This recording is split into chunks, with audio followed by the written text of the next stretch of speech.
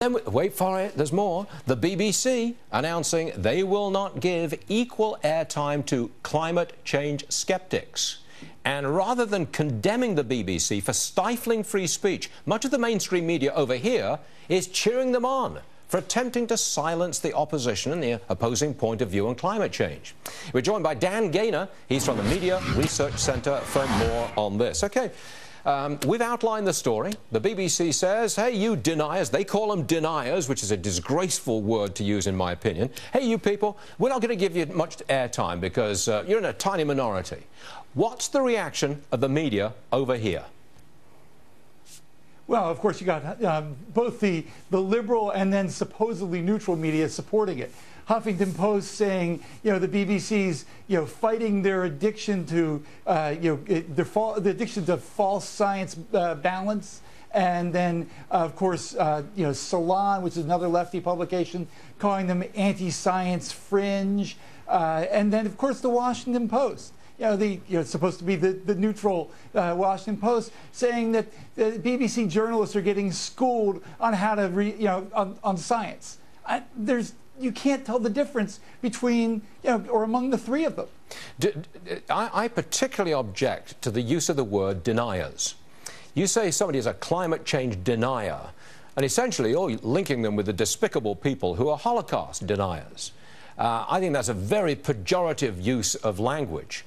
Is that same language, that pejorative language, is that used over here, in the media here? Do we, in America, call them deniers?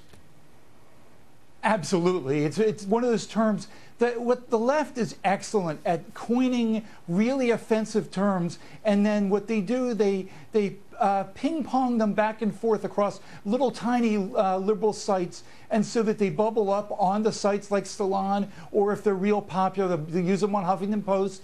And journalists read these sites far more than they read anything on the right. So when that happens, then they crop up. Plus, these so-called experts that they use will come on television and they'll drop those words as well. So yes, it's a very coherent strategy to link anybody who disagrees with them with Holocaust deniers. I think we should have a free and open debate, free of pejorative language and just free of this. I think the BBC represents the gold standard in many countries of the world for objective news broadcasting. But wait a minute, Mary Kissel is shaking. Hold on a second, Ed. We have Mary Kissel, Dan. Mary Kissel's here shaking your head. No, they're pro-Obama, pro-stimulus, pro-global warming, pro-Palestinian. There's nothing neutral about the BBC, Stuart.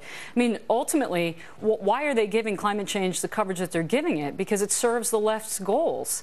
If you say there's climate change, then you get to raise taxes and redistribute the money to causes that you support. This is ultimately all in support of green cronyism. We've seen it here with Solyndra, and they want to see it again. It's been an extraordinary show thus far, hasn't it? I have been schooled, ladies and gentlemen. I have been schooled. Dan Gaynor, I'm sorry, but Mary Kissel just stole the interview time. Maybe she just ran away with it right there. I'm very sorry. But Dan, you make a very good point. She was spot on with that. I mean, BBC. I mean, it's the same problem we have with PBS or NPR here in our country. These government-funded media, all left-wing. 40 years ago, I was taught how to write a news story by a BBC editor. I guess I've taken a long time in learning how to do it right. Dan Gaynor, thanks very much for being with us. Mary Kissel, stay there. There's 15 minutes to go.